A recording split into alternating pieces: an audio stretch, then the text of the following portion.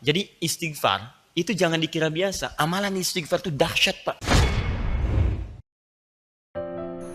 Assalamualaikum warahmatullahi wabarakatuh. Sahabat beriman yang dirahmati Allah, akan kita simak ceramah Ustadz Adi Hidayat tentang keutamaan istighfar.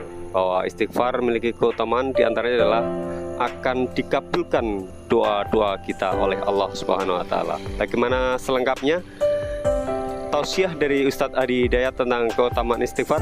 Kita simak berikut ini. Begitu dia selesai tahajud, dia istighfar. Makanya ngatur waktu selepas Ramadan. Kalau nggak bisa bangun lebih awal, mendekat ke arah fajar. Fajar 4:30, bangunlah mesti jam 3. Siap-siap dulu, kan? Mandi macam-macam, sholat. Mungkin dapatnya 2 rakaat, witir 1 rakaat. Tiba-tiba sudah 4/4 isi istighfar. Astagfirullah. Astagfirullah ya Allah, ampuni saya ya Allah, ampuni saya ya Allah. Astagfirullah ya Allah, astagfirullah. Astagfirullahumma rahmatak ya Allah, mohon rahmatmu ya Rabb. Itu orang seperti itu. Allahu Akbar. Bahkan disandingkan nanti, itu amalannya disandingkan dengan orang jujur, orang infak dan sebagainya. Buka Quran surah ketiga ayat 17. Ya.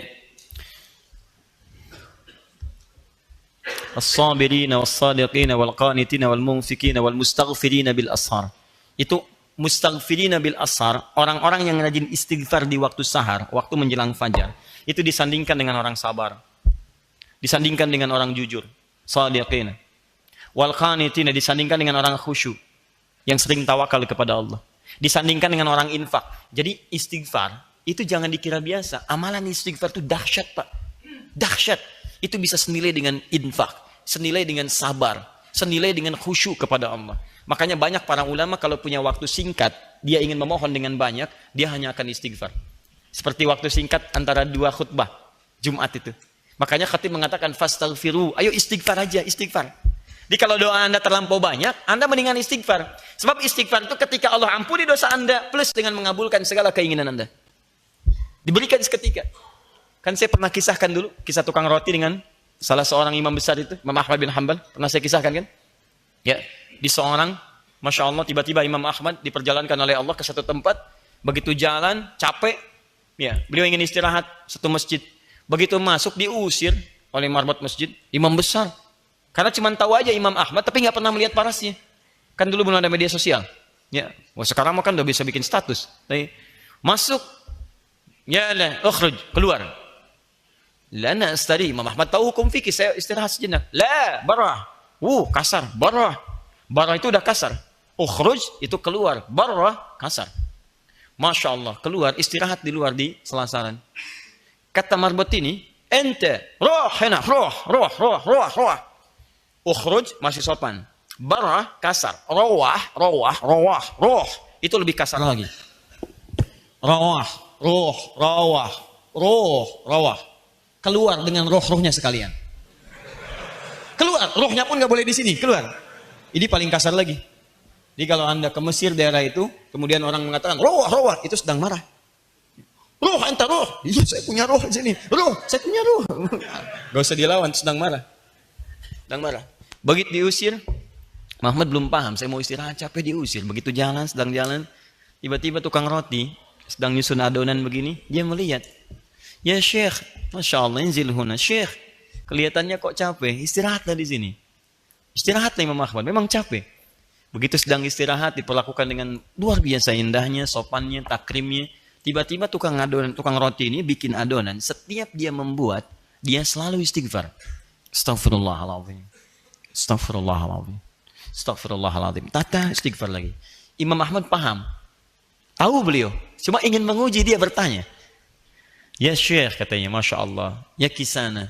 Saya perhatikan Anda setiap membuat sesuatu, Anda istighfar. Maaf faidah itu istighfar ini. Apa sih manfaat dari istighfar itu? Masya Allah.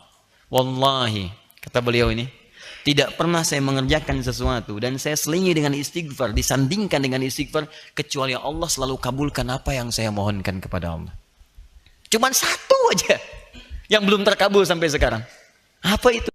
Wallahi saya bermohon kepada Allah supaya saya sebelum meninggal atau orang itu meninggal, saya berjumpa dulu. Saya ingin berjumpa dengan Imam Ahmad bin Hanbal. Sampai sekarang belum terkabulkan. Saya bermohon kepada Allah sebelum saya wafat atau sebelum sang imam wafat, saya ingin bertemu dengan beliau. Saya istighfar, belum terkabulkan. Kata Imam Ahmad, Allahu Akbar mana? Ya Allah, rupanya ini yang memperjalankan saya dari tempat saya tinggal. Masuk ke masjid sampai keluar dari rumah Allah, ditempatkan di tempat Anda gara-gara istighfar kamu itu. Allahu Akbar. Jangan lakukan pada saya. Astagfirullah, astagfirullah, repot saya. Wah, biasa. Isi dan faedah istighfar itu tinggi. Salah satunya jadi penghuni surga tingkat 2, level kedua, VIP tinggi. Astagfirullah, astagfirullah, astagfirullah. Dan kita akan terjaga. Karena orang istighfar itu, dia mengembalikan kondisi dirinya dari yang kotor jadi baik. Dia tobat dari dosa. Jadi begitu dia bertobat, Allah bimbing dia. Astagfirullah, astagfirullah. Karena istighfar itu kalau diucapkan dengan benar, itu energinya akan terhampar ke seluruh anggota tubuh kita dan menjaga kita dari maksiat. Demi Allah saya katakan, nah itu akan refleks. Segala apapun. Ya, apapun akan refleks. Bahkan Anda keluar masjid aja, kaki kanan yang keluar Anda bisa istighfar. Astagfirullah, salah. Harusnya kiri. Masuk kanan, begitu masuk kiri, astagfirullah, salah. Ya, pakai sendal, mirip, ternyata punya orang, astagfirullah, salah. Jalan tuh, nggak ada astagfirullah, salah, pakai aja astagfirullah, astagfirullah, nggak ada begitu. Betul, semua gitu ya, gambar yang macam-macam segalanya, itu enak. Kalau udah terbiasa tuh enak, astagfirullah, astagfirullah. Ke busway, di angkot, astagfirullah, astagfirullah, astagfirullah. Ya, assalamualaikum, waalaikumsalam warahmatullahi wabarakatuh. Bapak nama siapa? Astagfirullah. Oh, pokoknya enak lah.